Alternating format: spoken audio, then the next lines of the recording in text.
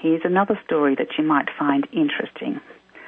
And this is a recent one too, and it says that Big Pharma scores a big win. This is the pharmaceutical companies. Medicinal herbs will disappear in the European Union. And the Big Pharma has spent many decades doing what it can to wipe out all competition. And as of April Fool's Day next year, which is the 1st of April 2011, less than 8 months from now, virtually all medicinal herbs will become illegal in the European Union. The approach in the US is a little bit different, but it's going to have the same devastating effect.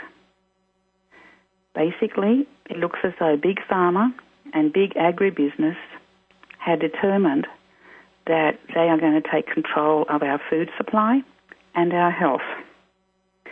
And this is a little bit scary when you think about it, because this directive that's now come from the EU requires that all herbal preparations must be put through the same kind of procedure as pharmaceuticals. It makes no difference whether an herb has been in common use for thousands of years. The costs for this are far higher than most manufacturers, other than the Big Pharma, of course, can bear. Estimates ranging from $80,000 to £120,000 per herb is what it's going to cost to go through these stringent procedures. And it doesn't matter, of course, that herbs have been used safely and effectively for thousands of years. All herbs will be treated as if they were drugs. And you and I both know that herbs are definitely not drugs.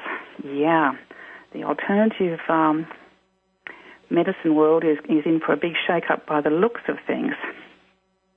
I also had a look at a great YouTube the other day, and this is about Big Pharma. If you're a regular listener to this program, you will know that I'm a great advocate for natural therapies, natural healing, and also for taking every opportunity to support companies and businesses that have that same alignment. And it was no surprise for me to see Gwen Olson, who is the author of Confessions of an RX Drug Pusher, say that pharma is in business of disease maintenance and symptom management. Pharma does not want to cure people. Instead, drugs encourage people to remain customers, often for the rest of their lives. And if you're on pharmaceuticals and you are determined that you want to no longer take them, in most instances, she says, there are severe withdrawal symptoms.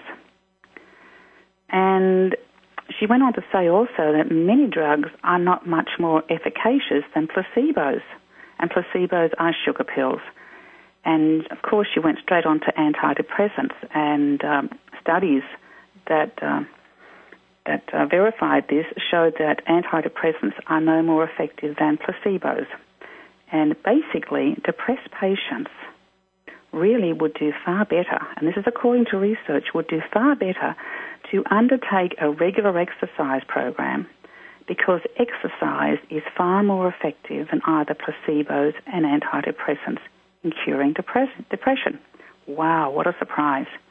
Can you imagine going to a doctor and your doctor saying, yeah, I see that you have depression, and what I'm going to do is recommend strongly that you go on an exercise program, and within 6 to 8 weeks you will see a vast difference? Yeah, that'll be the day, won't it? You may think that I sound a little bit cynical, but maybe I am. Okay.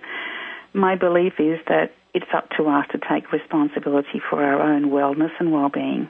This means that we need to be informed of what is really happening.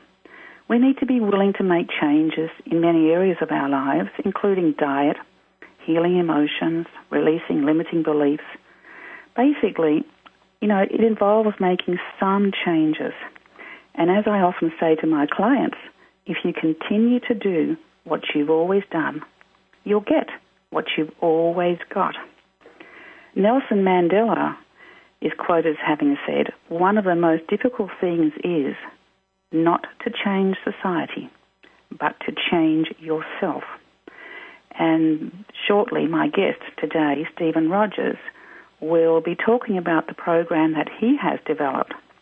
And this program is to help individuals make changes that are in alignment with their needs and where they are at, changes that will help them develop what it is they need to develop in their lives. Now, isn't that a profound thought? You and I, have the power to change our reality. And sometimes we need some help.